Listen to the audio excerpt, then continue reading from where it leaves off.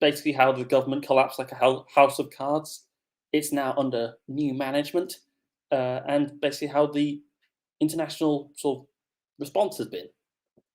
But let's go and move on swiftly to some other stories. I actually want to kind of go and mention something that isn't actually on the kind of show runs, but it's something that occurred today, and I want to sort of bring it up. Uh, it is a simple little thing in the Daily Mirror, and it was exclusive. HS2 East Leg set to be axed to save £40 billion in mockery of Johnson's level up pledge. I've made this is just a little aside, but I've made it clear many times that I am very, very in favour of HS2. HS2 is clearly a good thing to drive the engine of the British economy. I think that it would be, really, really convenient for and really connect the country better if we can get to different parts of the nation faster on a high-speed rail, which is one of the cleanest ways of actually traveling, unless you count walking. So, and I find all of the objections to HS2 either vapid or applicable to every railway that's ever been constructed ever. So that's just a little aside that I've noticed. I am kind of, annoyed that this is being axed. But let's go now to the big story today. It is in Scotland. I've got the Guardian up for this, and it is titled, quote, SNP and Scottish Greens confirm power sharing deal in historic moment for the Greens. All right. What does it mean? So, the Scottish National Party and the Scottish Greens have confirmed a power sharing arrangement, ushering the Green Party into government for the first time in the UK, in a change designed to bolster the case for independence. Nicola Sturgeon said the agreement would make it impossible for the UK government to refuse a second referendum on independence, but environmental campaigners expressed disappointment that the text fell short of calling for an immediate end to oil and gas exploration. The SNP leader said the agreement was based on a spirit of cooperation and consensus building, and recognises that business as usual is not good enough.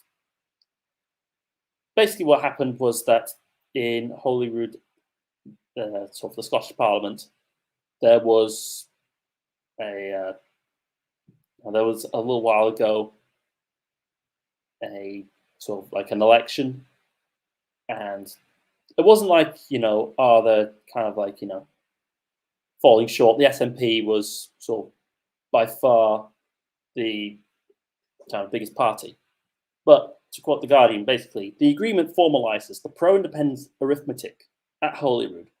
After the SNP won 64 out of Holyrood's 129 seats in May's elections, leaving them one short of an overall majority. The addition of 7 Scottish Green seats will allow the Scottish Government to comfortably pass legislation, including a new independence referendum bill. This is the sort of story where you'd think, oh, George would probably like this, the Greens are doing okay, but I really am not. It's 2 secessionist parties working together, in a time where, and the Greens should really know better. That's the thing that's kind of getting me. Greens, they know, they're the most recognition of the fact that, the world has got an issue with this thing called climate change, and climate change is going to need a worldwide international response. So clearly then the sensible way of getting, an international coalition, consensus coalition on, tackling climate change, according to the Scottish Greens, is to make new countries. If we have more countries, meaning there's more potential avenues and personality clashes possible to cause, a deadlock to prevent anything being done about climate change. It's like, what, really? That's the arithmetic? I find it especially annoying because because the whole argument is, oh, we're going to make a new independent country of Scotland, right? Okay. Scotland's got a huge part of its economy is based off the oil and gas extraction industries, which, as the article points out, some campaigners are kind of worried about because, the more oil we burn, the more we damage the atmosphere. It's a small matter, but it's kind of important. And it's like, okay, we're going to make now a new petrostate that will now be incredibly incentivized against doing anything on climate change. And that will somehow help with climate change? I just don't get it. I don't get it with the Scottish Greens. If you do, please write me a comment because I will read it eagerly. I just do not understand this. It breaks my brain. As for the Scottish National Party, it's like their reason to exist. It's like, oh, independence, independence, independence. And so from their point of view, like, they're now getting everything they want. They get to grab the Green Party MPs to work with them and do everything that they can with basically zero repercussions. This is not a positive story, as you might be gleaning off my my tone of voice, the way I'm just kind of annoyed at this. Personally, I mean, I'm a member of the Labour Party. Until pretty recently in political history, Scotland was a basically all Labour country, which was kind of cool because, one of them became Prime Minister. He was called Gordon Brown, and he was, in my opinion, honestly, the best Prime Minister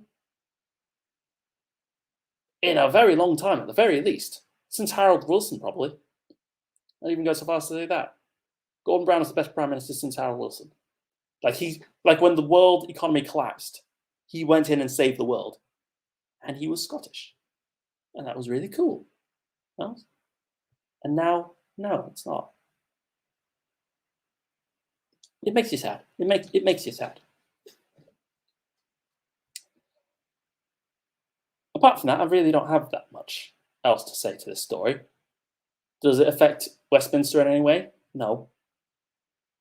I mean, there was a poll that came out yesterday. Tories were down by margin of error. Labour was up 1%.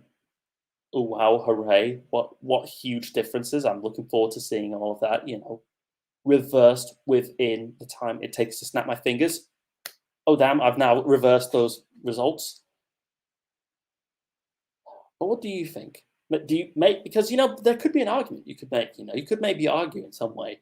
They're like, oh, but you see, the Greens and the SNP might be like a progressive alliance of some kind, and they organize Scotland to be like a more lefty place. You could maybe argue that, in which case, maybe I could sit down and go, oh, yeah, you know what? No, maybe. But I really don't see it. I see nothing but bad things going on with this agreement. But as I said, what do you think? Let me know in the comment section below. And in the meantime, while you do so, I'm going to let you do so. Yeah, that's right. I, the gracious George Shaft, am going to allow you to write a comment. And some other people be doing some talking while that happens. So I'll catch you all again very, very soon.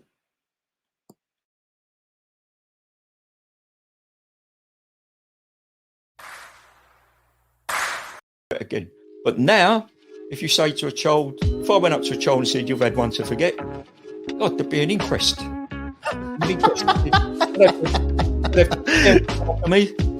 Why did you reject my son? Well, I haven't rejected your son. I want to talk about, how the generation gap, how